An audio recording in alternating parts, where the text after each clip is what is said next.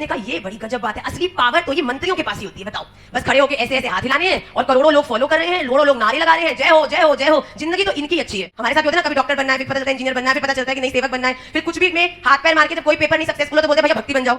अरे भैया, अगर आप अपने गुणों को भूल के दूसरों के गुणों के पीछे भागोगे तो कहीं ना कहीं जीवन के हर प्लेटफॉर्म पर फेल ही होगे। इमेजिन करो, मिल्खा सिंह क्रिकेट के लिए खेलने के लिए दौड़ते तो, या सचिन तेंदुलकर स्विमिंग करते तो। एक बार क्या हुआ, एक पहाड़ तोड़ने वाले मजदूर पूरा दिन पहाड़ तोड़ता रहा, बड़ा थक गया, शाम को घर जाने लगा, बड़ा हताश, इतना पूरा दिन मेहनत करने के बाद केवल कुछ रुपए घर लेके जा रहा था। इतने में उसकी दृष्टि बड़ी विचित्र चीज पर पड़ी। उसने क्या देखा कि जिस रोड से वो जा रहा है उसके सीधे हाथ पे एक बहुत बड़ा घर था। उस घर को देखते उसके मन में भाव आया, काश ये घर मेरा होता, इतने बड़े घर का मालिक मैं होता, क्या आनंद आ जाता, वाह वाह वाह। ऐसा सोचते हुए वो घर गया और इसी भाव को सोचते सोचते विश्राम में गया तो स्वप्न लेने लगा। अब जब स्वप्न ले रहा था तो स्वप्न में क्या देखता है कि जैसे ही उठा तो जिस घर में वो उठा वो वही घर था जो स्वप्न में उसने देखा था। तो उसने देखा उस घर में वो गया, वाह वाह वाह, बड़ा सुंदर घर, इतने सारे कमरे, हर कमरे में एसी, डनलप का गद्दा, अटैच्ड वॉशरूम, वाह ये जिंदगी बेस्ट है। 2-4 मिनट के लिए बड़ा खुश हुआ, सोचा कि जाके बालकनी में तो देखूं कि इतने ऊंचे बड़े घर से बाहर की दुनिया दिखती कैसी है। और अब जैसे ही मन में भाव आया तो बालकनी में गया तो क्या देखा कि सामने वाली रोड से एक बहुत बड़ी रैली जा रही थी। संजीव जी, एक बहुत बड़ी रैली जिसमें कोई मंत्री जी आगे थे और पीछे उनका जुलूस चल रहा था। तो देखते ही उसने कहा ये बड़ी गजब बात है, असली पावर तो ये मंत्रियों के पास ही होती है। बताओ, बस खड़े होके ऐसे ऐसे हाथ हिलाने हैं और करोड़ों लोग फॉलो कर रहे हैं, करोड़ों लोग नारे लगा रहे हैं, जय हो जय हो जय हो। जिंदगी तो इनकी अच्छी है। अभी ये सोच ही रहा था कि एकदम से स्वप्न में क्या ट्रांजिशन हुआ कि वो उस मंत्री को रिप्लेस कर गया और खुद वहां खड़ा हो गया। अब जैसे ही खड़ा हुआ एकदम से तो मजे आ गए जिंदगी में। अरे भैया, लाखों लोग आसपास जय जयकार कर रहे हो और तुम खड़े होके ऐसे ऐसे हाथ हिला रहे हो, क्या फीलिंग आती है भैया। बड़ा खुश, थोड़ी देर तो करता रहा, 15 मिनट 20 मिनट। भैया बहुत गर्मी है, ओहो सर चकरा रहा है, बड़ी धूप है। भैया पावर मंत्रियों में तो है, पर उससे ज्यादा पावर तो ये सूर्य में है। इतना प्रकाश कर दिया कि मेरे पास इतनी पावर है फिर भी मैं दुखी हो रहा हूं। काश मैं सूर्य बन जाता, पूरी दुनिया को अपने हिसाब से प्रकाशित करता, जब आऊं तब सवेरा। सोच ही रहा था कि एकदम से सूर्य बन गया। अब सूर्य बन के प्रकाश देने लगा, बड़ा खुश। मेरे कमांड पर पूरी दुनिया जगेगी, मेरे कमांड पर पूरी दुनिया सोएगी, मुझसे ज्यादा कोई पावरफुल नहीं है। अभी इस बात को एंजॉय कर ही रहा था, बादल आ गए, काले जल के भरे बादल आए और सूर्य नारायण के आगे आ गए और सूर्य नारायण छुप गए और बादलों ने उन्हें दबा दिया। अब जैसे ही उनके आगे बादल आ गए तो बड़ा विचलित होने लगा कि भाई मैं तो सोचता था सूर्य ही सबसे पावरफुल है, पर सूर्य को भी छुपा देने वाले ये बादल तो गजब है। काश मैं ये बादल बन जाता तो सूर्य को भी छुपाने की पावर रखता। अभी ये सोच ही रहा था भैया, सोचने में क्या जाता है, सोच लो, it doesn't take any money. तो सोचा सोचा बादल बन गया। अब बादल बन के पूरे आकाश में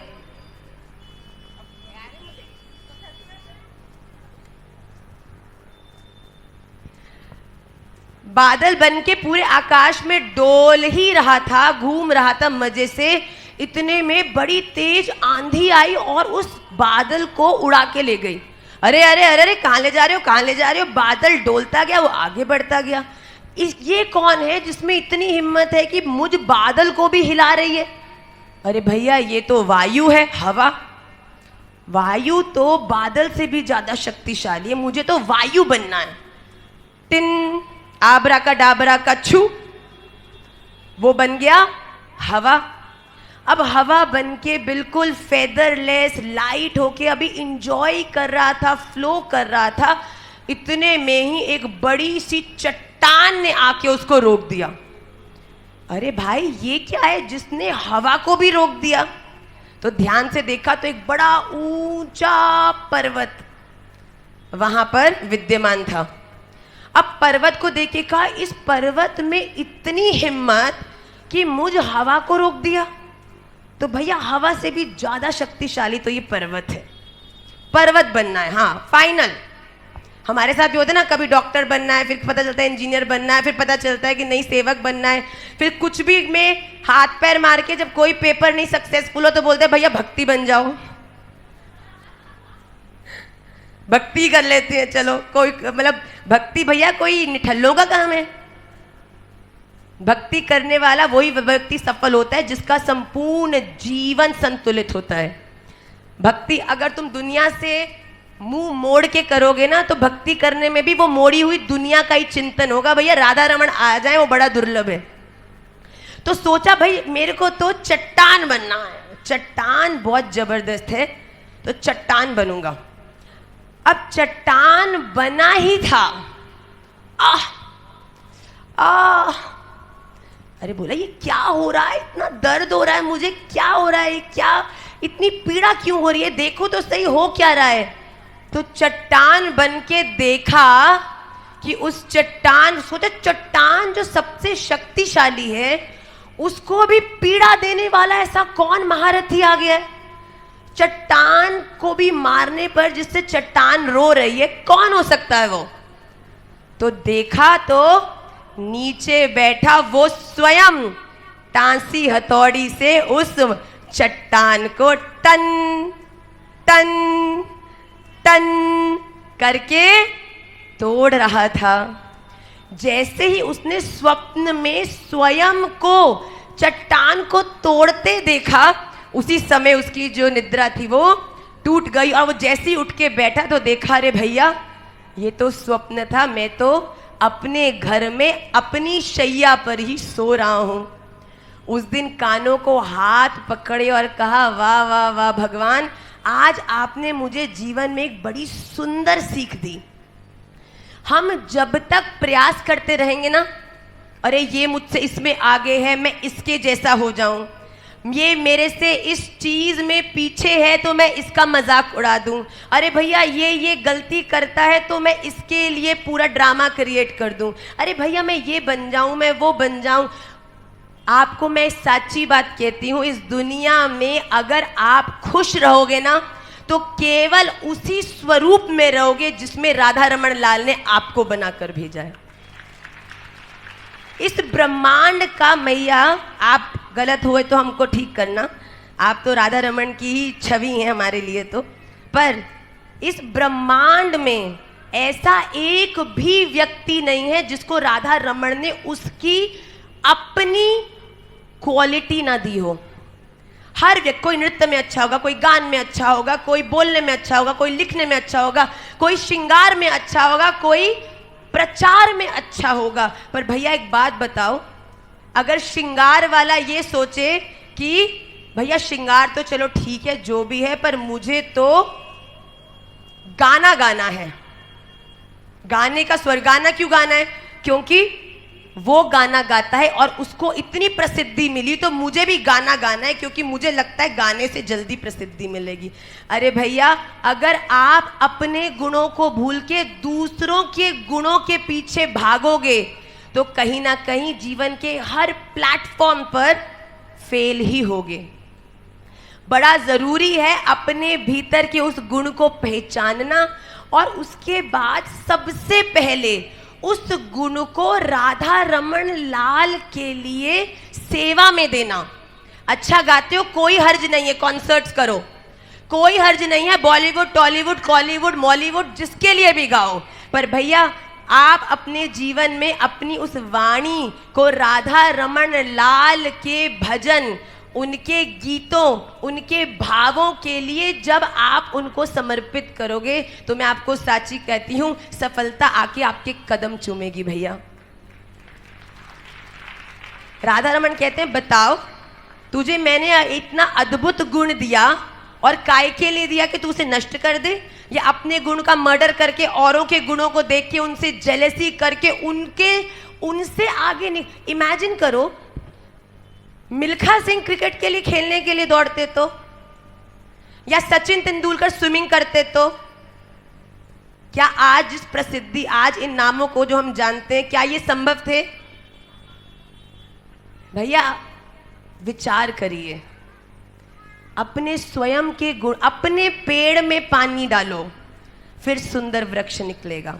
दूसरे के पेड़ को काट कर अपना पेड़ लगाकर उसको वृद्धि कराने में भैया बहुत समय बर्बाद हो जाएगा। मैं ये नहीं कह रही असफल ही होगे, पर प्रतिस्पर्धा, कंपटीशन, जेलसी, काम, क्रोध, लोभ, मोह, मद, मात्सर्य, इन कारणों से जीवन में कोई भी काम करोगे, मैं साची कहती हूं, कुछ भी कर लो कभी सफल नहीं होगे।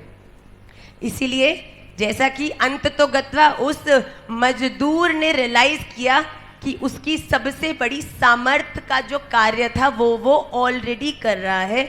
हम भी जो कर रहे हैं, जिस गुण को राधा रमन लाल ने हमको दिया है, पहले सेवा में उसे प्रदान कर कर, फिर इस विश्व में अपने कर्मों का निर्वाह कर कर हम खूब आनंद से इस जीवन को व्यतीत करें। मनुष्य जीवन बड़ा दुर्लभ है भैया। मैं बार बार हाथ जोड़कर कहती हूँ, अनर्पित चरिम चिरात करुणयावतीर्णः कलौ समर्पयितुं नतो ज्वल रसाम स्वभक्ति श्रियम हरि पुरट सुंदर द्युति कदम्ब संदीपितः सदा हृदय कंदरे स्फुरतु वह शची नंदन। हमारे महाप्रभु जी के पास कोई कमी नहीं थी भैया। विद्वान थे, परिवार था, विष्णु प्रिय माता जैसी धर्मपति पत्नी, शची मैया जैसी मैया, फिर भी सब कुछ त्याग कर कर केवल हम सबको उस राधा रमण के करीब ले जाने के लिए इतना प्रयास उनके द्वारा हुआ है। ये मनुष्य जीवन बड़ा दुर्लभ है। ज़्यादा से ज़्यादा, और सेवा का अर्थ ये बिल्कुल नहीं है कि घर छोड़ दो, परिवार छोड़ दो, पढ़ाई छोड़ दो, काम छोड़ दो, काज छोड़ दो। ये सब छोड़ोगे तो राधा रमन लाल तुमको छोड़ देंगे भैया। भक्ति का अर्थ है अपने जीवन के हर एक संबंध का जो राधा रमन लाल ने तुम्हें दिया है, सुंदरता से निर्वाह करते हुए हर चीज को राधा रमन लाल को समर्पित कर देना। कायेन वाचा मनसेन्द्रियैर्वा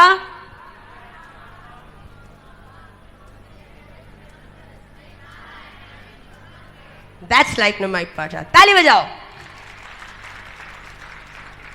तो जीवन का यही उद्देश्य रखो, हम जैसा कोई नहीं।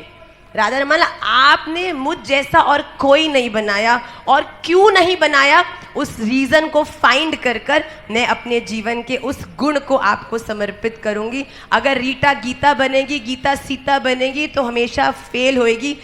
अगर रीटा कैसे अच्छे से बनेगी वो समझ जाएगी तो जीवन में सफल हो जाएगी।